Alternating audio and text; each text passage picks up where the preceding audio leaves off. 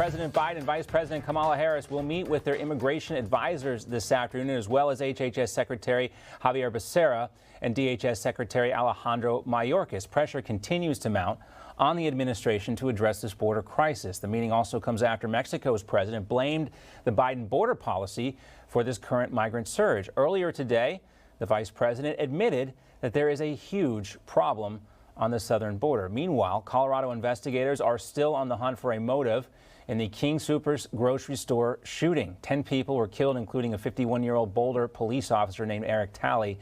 The victims you see here on the screen range in age from 20 to 65. Now, the suspect here, 21-year-old Ahmad al-Awisi, faces 10 counts of first-degree murder. Here's Boulder Mayor Sam Weaver on CBS this morning. I think we're still just getting out of shock. It is quite difficult to digest. Yesterday, President Biden called on a federal national ban on assault-style rifles. Is that something you think could have helped in this case? I totally support that, and I think it could have helped, absolutely. Well, Boulder has had some of the most restrictive gun laws in the country, and joining us now to talk more about this is the host of Michelle Malkin Sovereign Nation, Michelle Malkin. Great to see you, Michelle. Thanks, John. And for folks who don't know, you're also a Colorado resident. I know this has obviously been a tough couple days for everybody in Colorado, but the rush to ban assault weapons. It's always interesting, Michelle, when you look at this debate and you ask a liberal or a progressive, well, how do you define an assault weapon? And the answers are all over the place. So when we hear about Joe Biden talking about executive orders, you hear about Chuck Schumer pushing for these two House-led gun control measures. Where do you think this ultimately leads? Is anything different this time?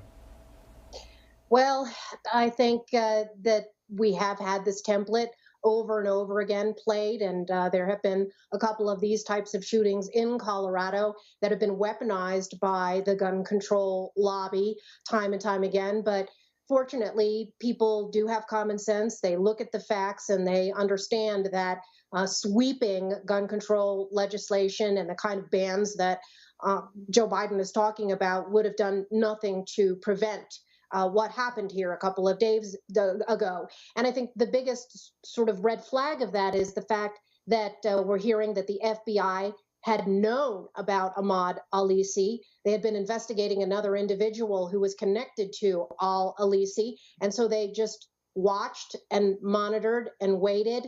And they obviously, I believe, were aware that this man had purchased a weapon. And so any gun control measures certainly wouldn't have done anything to mitigate the fact that the FBI apparently knew about this man and did nothing about it. And that is another troubling template that we've seen over and over again, particularly with regard to Islamic terrorism. It was a fact that the FBI knew about the Boston Marathon bomb plotters. It's a fact that they knew about the San Bernardino plotter. And so gun control is really just a pretext for the Democrats to, I believe, obscure what really may have been going on here. Right. And again, we always wait for the investigation to give us a little bit more information, but you can see the same thing playing out, like the Fort Hood shooting, where they called that an incident of workplace violence. I mean, we have to ask these questions when you have a shooter who is from Syria and has been posting stuff on Facebook that apparently is, against President Trump's immigration policies. His brother said he had a history of mental illness here. Those are all the things that we're considering as we look at this particular story. And these are the things that most of the legacy media aren't doing when they look at this story. Michelle, let's also talk about the border crisis as well. This morning on CBS, the vice president was asked about the record surge of migrants crossing the border, and here's what she said about it. Look, it's a huge problem. Yeah. I'm not going to pretend it's not. It's a huge problem. And are we looking at overcrowding at the border, in particular of these kids? Yes.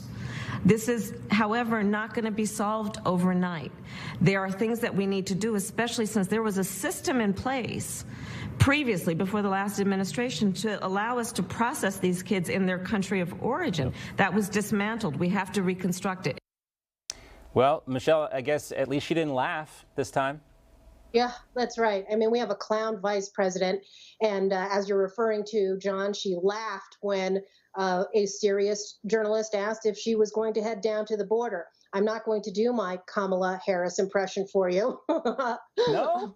No, come on. Maybe next time. Maybe Okay. these days, right? Right. But the fact is that this is a manufactured crisis, and the results that we're seeing are the results that are intended.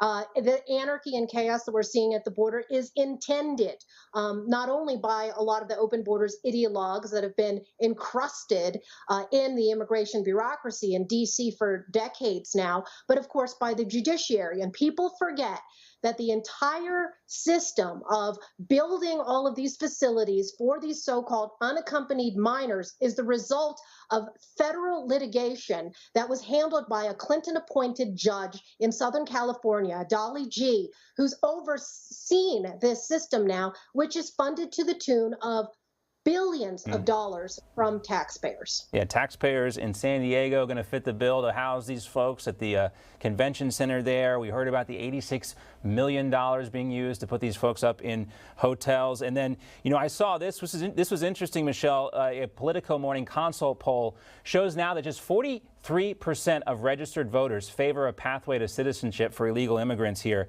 And that's down 14 points since January. So, look, for all these immigration, open borders advocates out there, whatever these policies are, if their end game is to increase illegal immigration, it's not working. The American public is clearly tuned into this, and they're saying they've had enough. Well, I certainly hope so. And I certainly hope that many of the types of Democrats who live in cities where many of these illegal aliens are going to be redistributed and dumped will finally wake up. I mean, and liberals are always, of course, guilty of NIMBYism, right? Not in my backyard.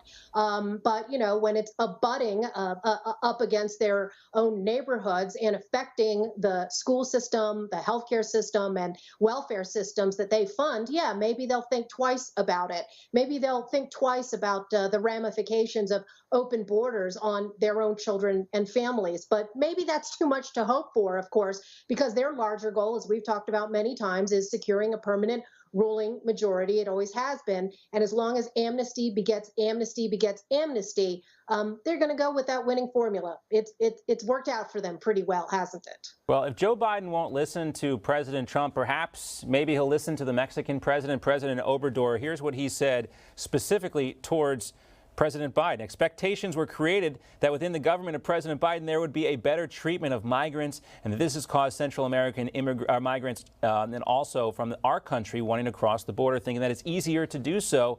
They cannot continue to deny the fact that they are causing these problems. I know they're going to, but there has got to be a point at which it just catches up with them.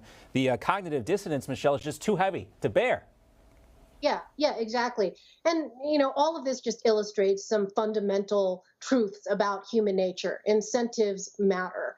And long before Joe Biden stepped into the White House, of course, during the campaign, during the debates, he was promising these amnesties. He was promising to reunite, quote unquote, the families that had been, quote unquote, separated during the Trump administration. And of course, even now, they're going to dump even more incentives because we're already considering, apparently, multi-billion dollars of foreign aid to these countries, which essentially amounts to bribery to get them to keep their people there, rather than doing what I've documented in Open Borders Incorporated. Many of these government officials in Latin America actually collude with nonprofit organizations, and that's why you see these caravans. They don't just sprout out organically from nowhere. Michelle, as a father of 3 kids, the amount of coordination it takes just to get out of the house, I'm always amazed to see that these caravans can amass. There's something behind the organization here. These things just don't crop up overnight. Great to see as always. And also, a good reminder there to everyone, if you haven't read it yet, you should read Michelle's book, Open Borders, Inc., an eye-opening read. Good stuff. Michelle, as always, we'll see you this weekend. Thank you, John. All right, you can catch her on Sovereign Nation Saturdays at 7 p.m. and Sundays at 11 a.m. All right. Hi, Emma Reckenberg here. If you like this video, there's a whole lot more to see on Newsmax TV. You can watch for free right here on our YouTube live stream and be the first one here each time our experts break down real news. Just hit that subscribe button, ring the bell icon, and stay with us on America's fastest growing cable news channel, Newsmax TV.